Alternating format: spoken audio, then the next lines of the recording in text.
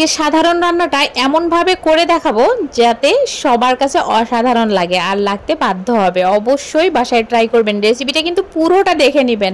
Hello everyone, আসসালামু আলাইকুম। কেমন আছেন সবাই? আশা করি ভালো আছেন। আলহামদুলিল্লাহ, আল্লাহর অশেষ রহমতে আমিও বেশ ভালো আছি। তো দেখতেই পাচ্ছেন এখানে কি জাল করা হচ্ছে, হয়তো বা দেখতে পাচ্ছেন কিন্তু অনেকে বুঝতে পারতেছেন না। এটা হচ্ছে মাছের ডিম। তো মাছের ডিম সব সময় আমরা ভুনা করে খাই, ঝোলে মাছের সঙ্গে রান্না করে খাই, এক টাইপের, মানে সব সময় এই টাইপের করে খাই। তো আজকে অন্যরকম একটা রেসিপি করে দেখাবো, সেটা হচ্ছে মাছের ডিমের বড়া, তাও আবার অন্যভাবে।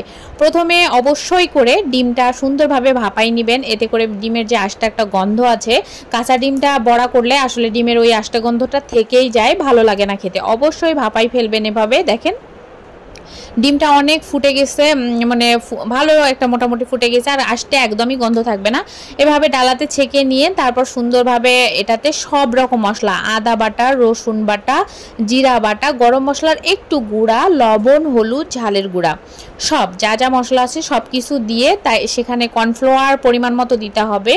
তারপর হচ্ছে যে বেসন দিতে হবে, দিয়ে সুন্দরভাবে আপনি কাঁচামরিচ কুচি কিছুটা দিবেন, যারা ঝাল বেশি খায় এভাবে করবেন। পেঁয়াজ কুচি দিবেন, দেওয়ার পর আর হচ্ছে এখানে আমি দিয়েছি, যারা ধনেপাতা খায় অবশ্যই ধনেপাতা দিবেন। আমি যেহেতু ধনেপাতা একদমই পছন্দ করি না, খেতে ভালো লাগে না, সেজন্য আমি এখানে পুঁইশাক পাতা দিচ্ছি। আর পুঁইশাক পাতার পাকোড়া এমনিতেই আমার অনেক বেশি পছন্দ।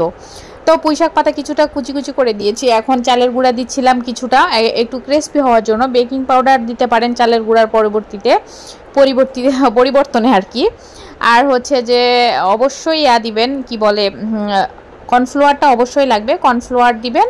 আর হচ্ছে বেসন, চালের গুঁড়া বা চালের গুঁড়ার পরিবর্তে বেকিং পাউডার, এটা দিয়ে সুন্দর করে হাতে মেখে নিচ্ছি। এখন সুন্দর করে মেখে নিতে হবে যাতে সব মশলাগুলো একদম সুন্দরভাবে মাখানো হয়ে যায়। না ভালোভাবে মাখলে আর যেগুলো ডিমের দলা আছে সেগুলোও ভেঙে দিতে হবে, না হলে ওগুলো ভাজির সময় ভিতরে কিছুই ঢুকবে না। ডিমের যে দলাগুলো পেকে পেকে আছে ওগুলো সব ভেঙে দিতে হবে। দেখতেই পাচ্ছেন কত সুন্দর করে মেখে নিয়েছি। কেউ চাইলে এভাবেই খেয়ে নিতে পারবে, কারণ এখানে যেহেতু ডিমটা জাল করা হয়ে গেছে আর মশলা সব পড়ে গেছে, যারা কাঁচা জিনিস খেতে পছন্দ করে তারা এভাবেই খেতে পারবে। তো এখন সুন্দরভাবে আমি ভেজে ছিলাম একদম সুন্দরভাবে অল্প আঁচে।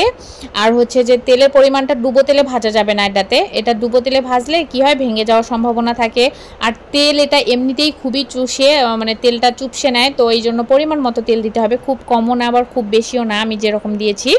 এভাবে দিয়ে সুন্দরভাবে উল্টাই পাল্টাই লাল লাল করে ভেজে নিয়ে ভাতের সঙ্গে খেতে কি যে মজা লাগে, ভাত বলেন এমনি বলেন, মানে এটা একদম অন্যরকম একটা লোভনীয় খাবার।